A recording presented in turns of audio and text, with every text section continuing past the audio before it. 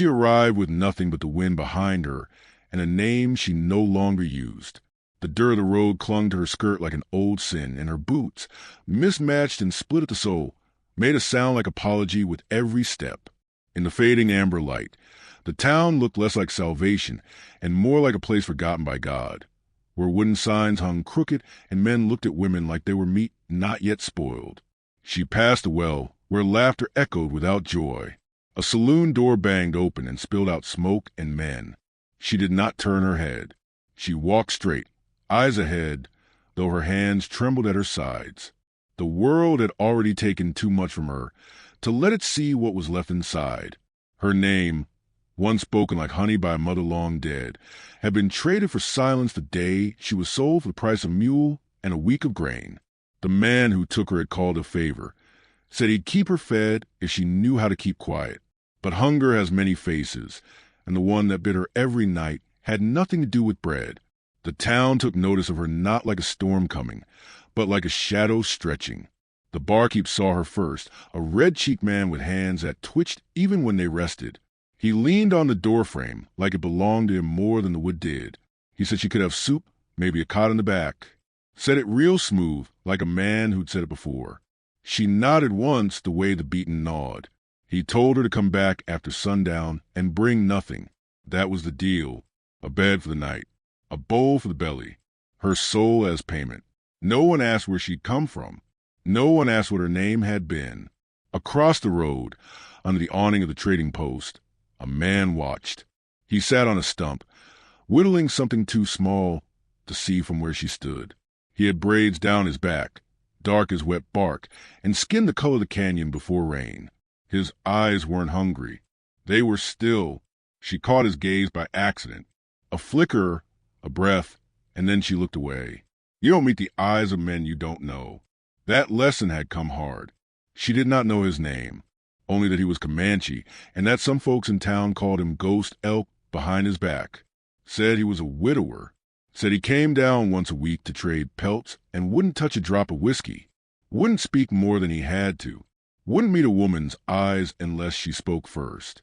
Strange, for a man built like a mountain, but maybe not for one who'd already buried loved ones. The sun sank behind the hills, and with it went the last warmth of the day. She returned to the saloon like a bird returns to a cage it once escaped. Out of hunger, not hope. Inside it smelled like sweat and burned beans. A card game clattered at the corner table. The barkeep waved her toward the stairs with a nod and followed her up without a word. The room was small, slanted roofed, with a cot and a bucket and not much else. He shut the door behind them and leaned against it like a man locking himself inside. He took off his hat. His eyes were already on her laces. But she didn't move. He stepped closer, said something low, something about not making things harder than they had to be. Still, she didn't move. He reached for her. That's when the knock came. 3 soft raps, slow and deliberate, like someone calling not just at a door, but across a distance far older than wood. The barkeep growled low and turned the handle. The door opened, and there he stood, the Comanche. He filled the frame without force, without sound. His gaze slid past the barkeep and landed on her, not hard, not soft, but steady, like water finding the lowest place. The barkeep laughed, sharp and high. Ain't no trading here for your kind, Ghost Elk. She's mine for the night. Go peddle your leather elsewhere. The Comanche didn't blink. He stepped forward, and for the first time she saw it, what he held in his hands. A small bundle of cloth, bound with a leather string. He placed it on the windowsill like an offering. Inside, a pair of moccasins hand-stitched, a blanket, a half loaf of cornbread. The barkeep sneered. What the hell is that? You buying her? But the Comanche shook his head, slow and solemn. No one can buy what was already stolen, he said. His voice was like thunder in a canyon, deep, low, final. The barkeep stepped back, maybe to grab the knife behind the door, but her voice rose before he could. Let me go, she said. 3 words. No more. The barkeep looked between them, spat on the floor, and turned his back. She gathered the bundle in her arms and followed the Comanche down the stairs, past the smoke, past the stairs. The room had gone quiet. No one stopped her. Outside, the wind had picked up.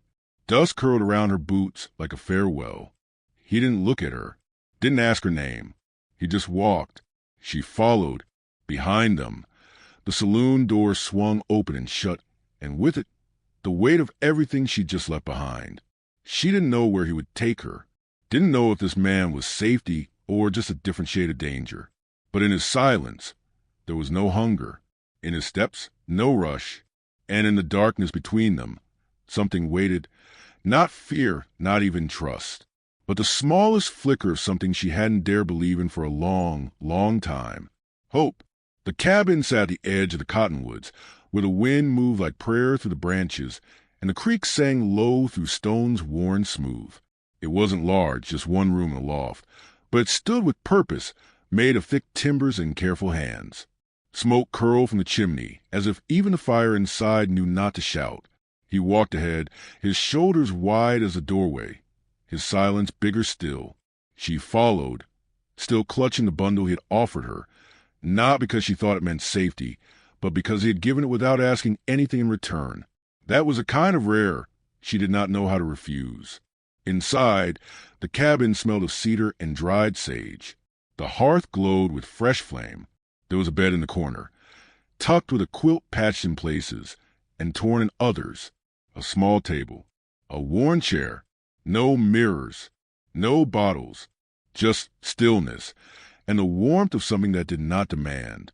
He took off his coat, hung it by the door, then, without a word, he knelt by the fire and added another log, the sparks rising like tiny fireflies to the rafters.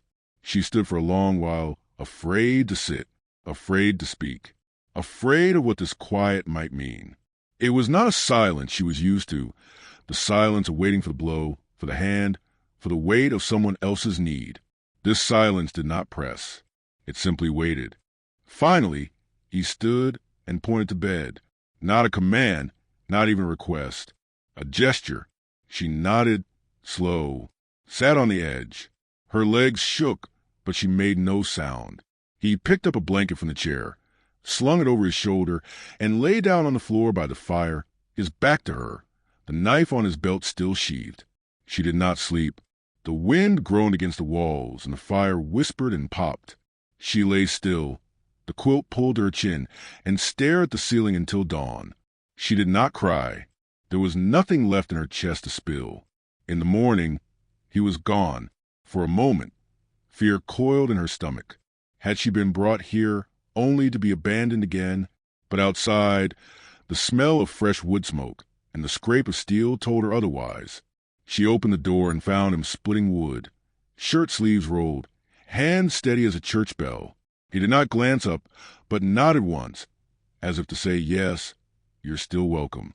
The days passed like slow water. She swept the floor, washed the pot, scrubbed the table until it shone like memory. He never told her to. She needed the doing more than he did. They spoke little, not from coldness, but reverence, as if words were sacred and not to be wasted. He said his name was Taka. When she told him hers, he only nodded again and said it once, softly, carefully, as if tasting something fragile. She watched him carve small things in the evenings, arrow shafts, spoon handles, a pipe bowl shaped like a coyote's head. His hands were slow and exact. Hers were restless. She stitched what she could, patched holes in the old quilt, cut thread with her teeth. They began to eat together, first at opposite corners of the table. Then one night, he moved the stool beside her without a word. He never asked her what had happened before. But in the woods, gathering firewood, she told him anyway. She told him how the man who took her from her uncle's farm said he'd protect her, feed her, teach her the land. How that promise dried up the first night he drank. How it turned to bruises, to locked doors, to shame. How he traded her for a pair of mules when the winter came hard. Left her with nothing but a coat too big and a name no one would say. Taka didn't interrupt. Didn't offer comfort she hadn't asked for. He only walked beside her, carrying the heavier bundle, his presence steady as a tree's. That night, when she lit the fire, he handed her a carved spoon, a simple thing, but the handle was etched with a tiny flower she recognized. The the wild primrose that had grown outside her mother's window. He had noticed. The snow began to fall in late November. It came slowly, dusting the roof and fence like a blessing. She had begun to hum again when she cooked. Little scraps of old songs from when she was small. He listened, eyes closed, as if they were stories. Then came the night the saloon man arrived. She was coming back from the creek, pail in hand, when she saw him leaning against the fence. Same red cheeks, same twitchy hands. "Been looking for you," he said, mouth curled like a dog's. She didn't answer, just walked past him. He followed. "You think you can hide out here with one of them? You owe me, girl. I fed you." She stopped, turned slow. "You bought me," she said. "That's not the same as feeding." His hand twitched toward his belt, but before it got there, Taka stepped from behind the shed. No sound, just there. The man spat. "Figures. You let a savage keep you warm. Now you think you got a spine." Taka didn't move, didn't blink, but there was something in the way he stood, loose, like a bowstring that hadn't been drawn yet. "She stays," he said, voice low. "She's mine." "No." One word. Final as winter. The man laughed, but there was no humor in it. He took a step closer. His hand dropped lower. Taka stepped forward. And the next breath held no sound at all. Not even the wind moved. Something in the saloon man's eyes shifted. He looked at Taka, not like a man sizing up another, but like one realizing too late the ground beneath his feet was gone. He turned, cursed, spat again, walked back the way he'd come. The snow creaked beneath his boots, and then there was only silence again. Taka turned to her. "You have no debt," he said. She held his gaze, her hands tight around the pail. "I know."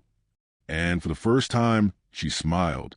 Not wide, not bright, but real. The snow deepened until the cabin became a world unto itself. Days moved like soft footsteps across the earth, quiet and deliberate. Frost framed the windows in lace. The fire never went out. She kept it fed while he chopped wood, and sometimes she found herself watching him longer than she meant to, how he moved with the earth, not against it, like he was part of the forest and not just a man within it. She woke earlier now, not out of fear, but to watch the light spill through the slats before it reached his face. He still slept on the floor, though she'd offered the bed more than once. He never took it, said the floor reminded him he was still alive. When she asked what he meant, he only said it softly, with eyes that didn't lift. Grief sleeps best close to the earth. She didn't push. She knew that kind of sorrow. She'd worn it too, not from death, but from the kind of living that hollows you out until you forget you're still breathing. They began to speak more, not in long stories, but in small truths. She told him about her mother's voice, how it always smelled like lilac when she hugged her. How, after she died, no one in the house sang anymore. He told her about his wife, how she braided her hair with feathers and believed every dream meant something. Said she died birthing a daughter that never breathed.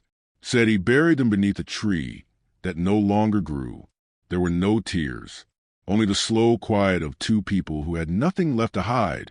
When the village elder came riding through the snow, Taka went out to meet him, and she followed. The man was wrapped in furs, his hands blue with cold. He said the winter had taken 2 elders already, and another had fallen ill. Taka nodded. No questions.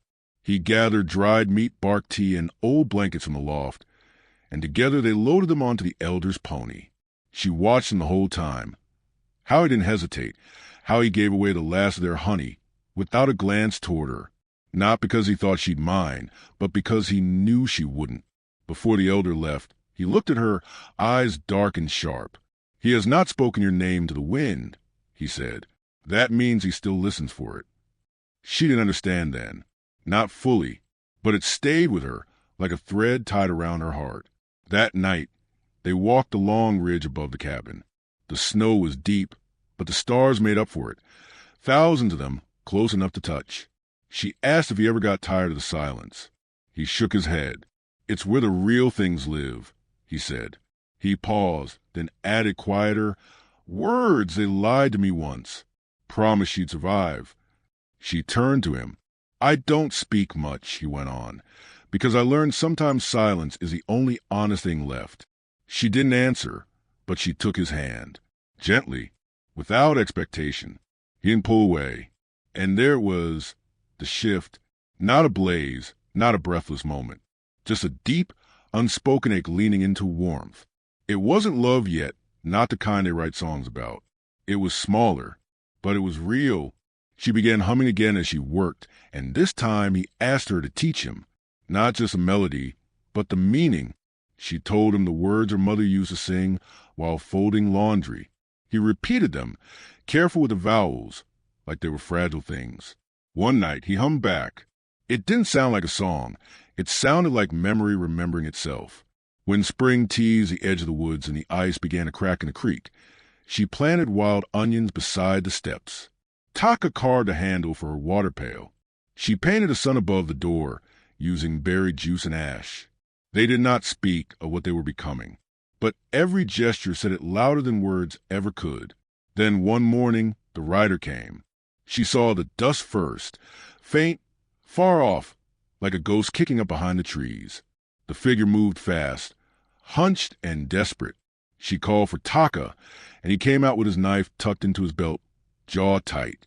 It was a boy, maybe 16, one of the village children who had come to listen to her sing. He dismounted, panting, his face slick with sweat despite the cold. "It's Badger Tooth," he said.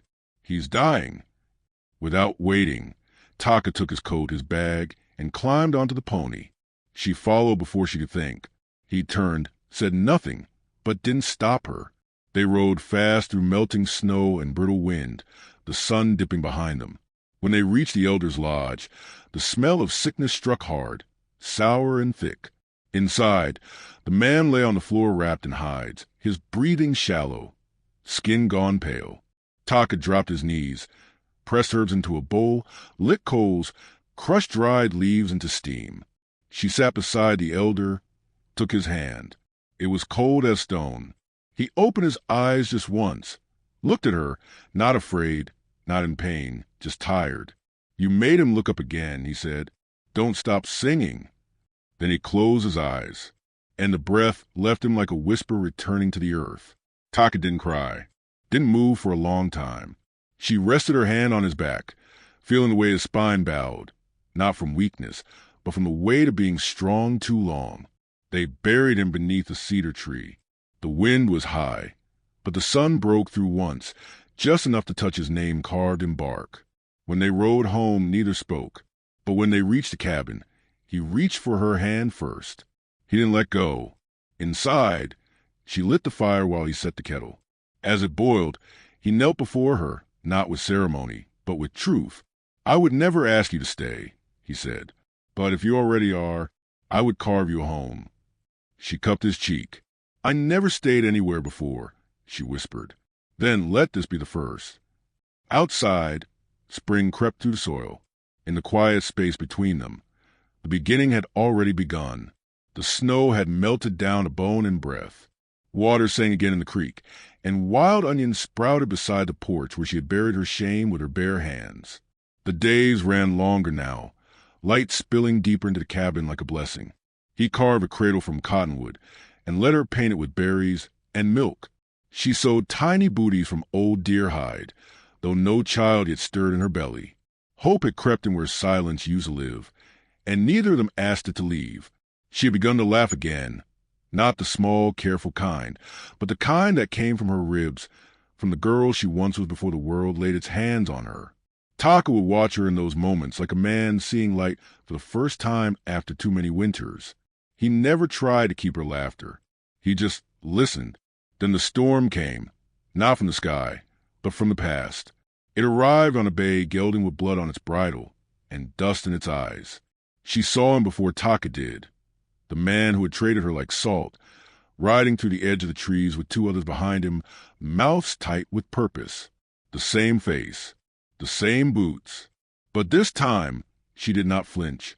She stood on the porch with her skirt whipped by the wind, her back straight, her hands still. Taka stepped out beside her. He didn't touch her. He didn't need to. They watched the riders approach in silence. The man reined in hard, dust rising like ghosts beneath his horse. "You think you can keep what isn't yours," he called out. His voice hadn't changed. It still cracked like dry wood. Taka said nothing. The man dismounted, boots crunching over gravel and roots. The other two stayed mounted, rifles strapped, their eyes drifting but not blinking. "She was mine," the man said, pointing. "Paid for." She ran.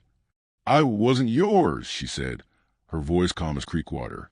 "You fed me to use me. You gave nothing. You owe me. I owe you nothing." He stepped forward. "You think living in the dirt with some redskin makes you a wife now? Makes you clean?" She could feel Taka's body stiffen, could feel the quiet coil of breath caught deep in his chest. "She's free," Taka said, slow and low, "and she chose to stay." The man laughed. "That ain't how this works." He motioned to the others. "Take her." It happened fast, but not faster than truth. Taka didn't reach for a gun. He didn't draw his knife. He stepped between her and the man like a mountain grown from the earth, wide and unmoving. The first rider dismounted, hand on the rifle, but before it could rise, a sharp whistle cut through the trees. High, piercing, familiar. Then came the hoofbeats. 5 riders from Comanche village emerged through the woods like shadows with purpose. Not yelling, not charging, just riding straight, faces calm, weapons sheathed, presence thunderous in its certainty. The men hesitated. "She is not alone," one of the riders said, "and you are not welcome here." The man's mouth twitched. He looked from Taka to her, then back to the gathering wave of eyes he didn't understand. "You'll regret this," he said. "No," she answered. "I regretted everything before this." He spat in the dust, turned, mounted, and left. The hoofbeats faded. The silence did not. She let her breath out slow. Her hands had not shaken. Her knees had not bent. The woman who had once sold her soul for shelter had just defended her home with nothing but the truth. Taka looked at her, eyes full of something he'd never spoken. Not possession, not pride, just stillness. That sacred kind that comes when a man knows his heart is no longer alone. That night, she wrapped the carved spoon in soft linen and placed it in his hand. "I don't want to be yours," she whispered. "I want to belong beside you." He pressed his forehead to hers. "No woman belongs to any man, but you belong with me, if you stay." "I've stayed," she said, "not because I had nowhere else, but because nowhere else ever felt like this." He kissed her, finally, not with hunger, but reverence. Outside, spring opened its arms and scattered blossoms like prayers on the wind. She had sold her soul once to survive, but the quiet man had not bought it. He gave it back, and in return, she gave him everything it had left. If you believe in slow-blooming love, quiet strength, and stories that heal the soul, subscribe for more Wild West tales that stay with you long after the fire burns low. Ask ChatGPT.